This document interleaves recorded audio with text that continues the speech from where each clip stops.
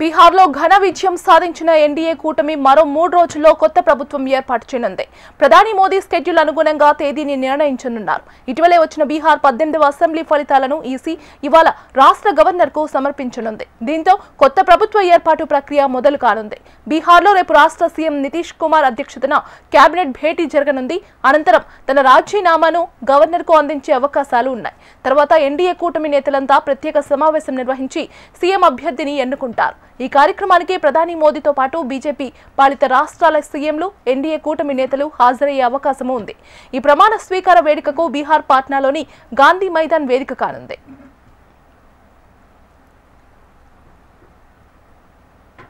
బీహార్ ఎన్నికల్లో బీజేపీ, జేడీయూల కూటమి సంచలన విజయం సాధించింది.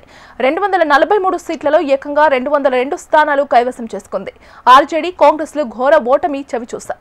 బీజేపీ 89 సీట్లతో అతిపెద్ద పార్టీగా అవతరించింది. జేడీయూ 85 సీట్లు సాధించింది. ఇక ఇదే అంశానికి సంబంధించి మరింత సమాచారం అందించడానికి ఢిల్లీ నుంచి మా ప్రతినిధి ఆర్కే లైవ్ లో సిద్ధంగా ఉన్నారు. ఆర్కే, బీహార్ లో కొత్త ప్రభుత్వం ఏర్పాటుకు సర్వం సిద్ధమవుతుంది. 3 రోజుల్లో కొత్త ప్రభుత్వం ఏర్పడబోతుంది. ఈ నెల 19 లేదా 20 తేదీల్లో ప్రమాణ స్వీకార కార్యక్రమం జరగబోతుంది. బీహార్ సీఎం గా నితీష్ కుమార్ ప్రమాణ స్వీకారం చేయబోతున్నారు. ఈ కార్యక్రమానికి ప్రధానమంత్రి నరేంద్ర మోడీ, ఇతర కేబినెట్ మంత్రులు, ఎన్డీఏ పక్షాల ముఖ్యమంత్రులు, అలాగే ఎన్డీఏ బీజేపీ పాలిత రాష్ట్రాల ముఖ్యమంత్రులు కూడా హాజరవబోతున్నారు. చాలా అంగరంగ వైభవంగా ఈ బీహార్ చరిత్రలోనే చాలా పెద్ద హ్యాట్రిక్ ఇది. 202 సీట్లు గెలుపొందడం అంటే ఇది మామూలు విషయం కాదు. మరి ఇంతటి క్లీన్ స్వీప్ ని సాధించినటువంటి గంటని దీన్ని చాలా భారీగా సెలబ్రేట్ చేసుకోవాలని భావిస్తున్నారు. మరి దాదాపుగా మనం కానీ ఒకసారి పరిశీలించినట్లయితే బీహార్ అసెంబ్లీ ఎన్నికలు ఎన్డీఏ కూటమి ఘన విజయం సాధించింది. 243 స్థానాల్లో ఏకంగా 200 సీట్లతో గెలిచి సత్తా సాటింది. ఈ ఎన్నికల ఫలితాలు విశ్లేషించినప్పుడు అనేక ఆసక్తికరమైన విషయాలు వెలుగులోకి వచ్చాయి. ఎన్నికల్లో విజయం సాధించడానికి ప్రతి ఓటు కీలకమే. ఈసారి ఎలక్షన్ ఫలితాలు ఎంత స్పష్టంగానూ చెప్తున్నాయి. ఏకంగా 11 స్థానాల్లో తీవ్రమైన ఉత్కంఠ పోరు సాగింది. ఈ స్థానాల్లో గెలుపు ఓటముల మధ్య తేడా కేవలం 1000 ఓట్లు లేపు ఉండడమే గమనార్హం. కొన్ని చోట్ల అభ్యర్థులు కేవలం 27-30 ఓట్ల తేడాతో ఓడిపోవడం, గెలవడం అనేది ప్రతి ఓటు ఎంత అవసరమో నొక్కి చెప్తుంది. ఈ క్రమంలో రాష్ట్రంలో 1000 ఓట్ల తేడాతో గెలుపు ఓటములను దోబుచ్చులాడిన స్థానాలు చూసుకున్నట్టుగా అయితే 27 ఓట్ల తేడా 100 ఓట్ల తేడాతో గెలిచిన స్థానాలు సందేశ్ అసెంబ్లీ స్థానంలో జేడీయూకి చెందిన రాధాచరణ్ షా కేవలం 27 ఓట్లతో విజయం సాధించారు. ఈయన ఆర్జేడీకి చెందిన దీప్తి సింగ్ గెలుపొందారు. ఇలాగా చాలా 27-30 ఓట్లు, అలాగే 100 ఓట్ల లోపల చాలా వరకు సీట్లు ఇటు ఎన్డీఏ కూటమి గెలుపొందడం జరిగింది. 100 నుంచి 500 ఓట్ల లోపు తేడాతో కూడా కొన్ని సీట్లను గెలిచారు. మరి టోటల్ గా ఇక్కడ బీహార్ లో ఎన్డీఏ ప్రభుత్వం కానీ అధికారంలోకి వస్తేనే అభివృద్ధి జరుగుతుంది, లేకపోతే అభివృద్ధి జరగదు అనే తరహాలో ప్రచారం జరిగింది. ఈ నేపథ్యంలో ఇక్కడ ఈ రకంగా ఫలితాలు వచ్చాయి. కేంద్రంలో ఉన్న ప్రభుత్వం, రాష్ట్రంలో ఉన్న ప్రభుత్వం ముందు ఒకటిగా ఉంటేనే ఇక ఫలితాలు మంచిగా ఉంటాయి. అలాగే అభివృద్ధికి కూడా కేంద్రం ముందుకు వస్తుందని చెప్పేసి ఒక నినాదాన్ని పంపించిన నేపథ్యంలో ప్రజలు దాన్ని గట్టిగా విశ్వసించారు. అందుకే ఏకదాటిగా బీహార్ డెవలప్ కావాలి అంటే ఎన్డీఏకే ఓటు వేయాలని చెప్పి ఏకదాటిగా ఎన్డీఏకి ఓటు వేయడం జరిగింది. బీహార్ లో కొత్త ఎమ్మెల్యేలు సగానికి పైగా అందరూ కూడా నేర చేతులే. దీనిలో దాదాపుగా 90 మంది కోటీశ్వర్లు అయితే ఈ ఎమ్మెల్యేలో ఉన్నారు. మరి రేపు కొత్త ప్రభుత్వం ఏర్పడబోతుంది. చాలా అంగరంగంగా వైభవంగా ఏర్పడబోతుంది. బీహార్ అసెంబ్లీలో ఎన్నికల్లో గెలిచిన 243 మంది ఎమ్మెల్యేలపై association for democratic reforms, Bihar election watch సంచలన నివేదికను విడుదల చేశాయి. దీని ప్రకారం కొత్త ఎమ్మెల్యేల్లో సగం మందికి పైగా అంటే 130 మందిపై క్రిమినల్ కేసులు ఉన్నాయి, 6గురిపై హత్య కేసులు ఉన్నాయి. ఎన్నికల్లో ఈసారి ఎన్నికైన ఎమ్మెల్యేలో 218 మంది ఎమ్మెల్యేలు అంటే 90% మంది కోటీశ్వర్లే ఉన్నారు. ఆ ఎమ్మెల్యేలు ఎన్నికల సంఘానికి అందించిన నివేదిక చూసుకుంటే చాలా ఆసక్తికరమైన విషయాలు కూడా ఇందులో ఉన్నాయి. 2020లో ఎమ్మెల్యేలు, అలాగే 2025 ఎమ్మెల్యేలు కానీ మనం చూసుకున్నట్టుగైతే కొత్త ఎమ్మెల్యేల నేర చరిత్ర, ఆస్తిపాస్తులు, చిట్టాలతో ఏడీఆర్ బీహార్ ఎలక్షన్ వాచ్ సంయుక్త నివేదికను విడుదల చేసింది. 2020 అసెంబ్లీ ఎన్నికల్లో ఎన్నికైన ఎమ్మెల్యేల నేపథ్యంలో, కొత్తగా ఎన్నికైన ఎమ్మెల్యేల నేపథ్యంలో ఈ నివేదిక తులనాత్మక విశ్లేషించి తద్వారా ఆసక్తికరమైన అనేక విషయాలు వెలుగు చూస్తాయి. నేర చరిత్రలో చూసుకున్న 2020 బీహార్ ఎన్నికల్లో ఎమ్మెల్యేల్లో 163 మంది నేర చరిత్రలు ఉంటే ఈసారి ఎన్నికైన ఎమ్మెల్యేల్లో 130 మంది నేర చేతులు ఉన్నారు. మరి అలాగే చాలా మంది ఆరుగురు ఎమ్మెల్యేలపై హత్య కేసులు ఉన్నాయి. మరి 19 మంది కొత్త ఎమ్మెల్యేలపై హత్య కేసులు ఉన్నాయి. మహిళలపై దారుణాలకు సంబంధించిన కేసులు 9 మంది కొత్త ఎమ్మెల్యేలు ఎదుర్కొంటున్నారు. అంటే ఈసారి గెలిచిన వాళ్ళు అందజేసినటువంటి నివేదిక ఏదైతే ఎలక్షన్ కమిషన్ దాని ప్రకారమే మనం ఇదంతా చెప్తున్నాం.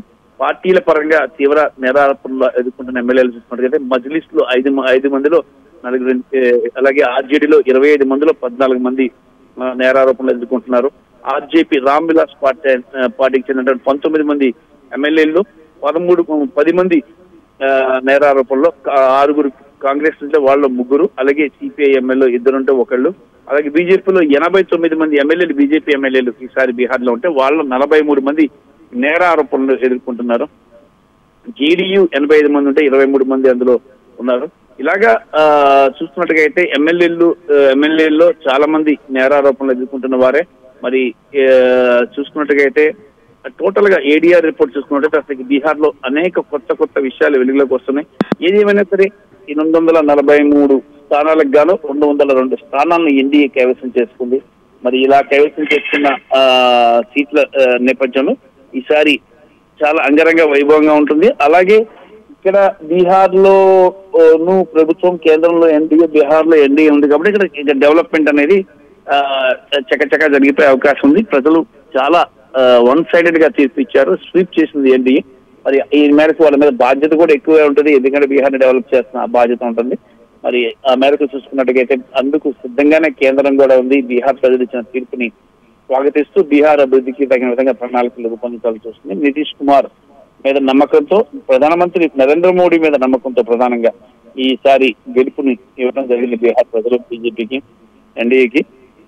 మరి కొత్త ప్రభుత్వం ఏర్పడుతుంది. కొత్త ప్రభుత్వంలో కొత్త మంత్రులు, అలాగే ఎవరెవరు ఉండాలి, ఎవరెవరికి ఇవ్వాలి. ఇప్పుడు చిరాగ్ పాస్వాన్ 19 మంది ఎమ్మెల్యేలను గెలుపొందినటువంటి చిరాగ్ పాస్వాన్ మరి మనకి ఆంధ్రాలో చూసుకున్నట్టుగా అయితే పవన్ కళ్యాణ్ లాగా అనుకోవాలి.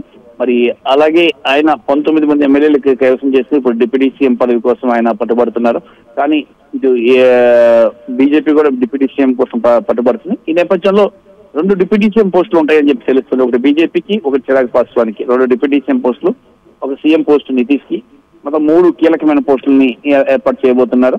ఎందుకంటే బీజేపీ కూడా అత్యధికమైన స్థానాలు, ఈక్వల్ గా జేడీకి ఈక్వల్ గా స్థానాలు గెలుపొందింది కాబట్టి మరి బీజేపీ నుంచి ఒక డిప్యూటీ సీఎం, అలాగే చిరాగ్ పాస్వాన్, రామ్ విలాస్ పాస్వాన్ కొడుకు చిరాగ్ పాస్వాన్ ఎల్జేపీ పాస్వాన్ పార్టీకి సంబంధించి ఒక డిప్యూటీ సీఎం పోస్టు, అలాగే జేడీ నుంచి ముఖ్యమంత్రి ఉంటారు. దాంతో పాటు 20 మంది మంత్రులు ప్రమాణ స్వీకారం చేస్తారని సమాచారం అందుతుంది. ఇప్పటికే ఆ మంత్రులకి సమాచారం అందించడం జరిగింది.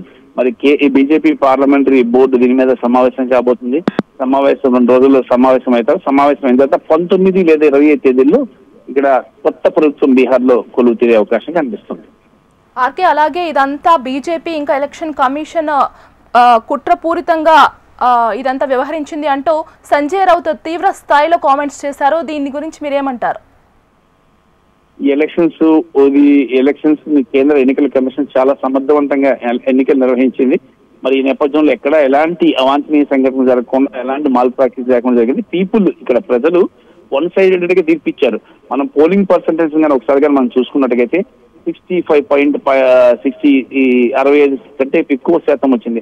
1951 సంవత్సరంలో ఆ తరహా పోలింగ్ పర్సంటేజ్ వచ్చింది. ఆ మధ్యలో ఎప్పుడంతా రాలేదు, మళ్ళీ ఇప్పుడు వచ్చింది. అంటే ప్రజలు ఒక ప్రభుత్వాన్ని కోరుకుంటున్నారు, అభివృద్ధిని కోరుకుంటున్నారు కాబట్టి ఇటు వన్ సైడెడ్ గా తీర్పిచ్చారు. కేంద్రంలోనూ రాష్ట్రంలోనూ ఒకే తరహా ప్రభుత్వం ఉంటే ఆ రాష్ట్రాలు అభివృద్ధి చెందుతాయి అని ప్రజలు నమ్మారు కాబట్టి ఇక్కడ వన్ సైడెడ్ గా బీజేపీకి, ఎన్డీఏకి అవకాశం ఇచ్చారు. కాబట్టి ఇక్కడ ఎలాంటి ఈ కుట్రలు జరిగి ఉండకపోవచ్చు. ప్రజల తీర్పుని ఏ పార్టీ అయినా కూడా దాన్ని ఆహ్వానించాల్సిందే. Right RK, thank you.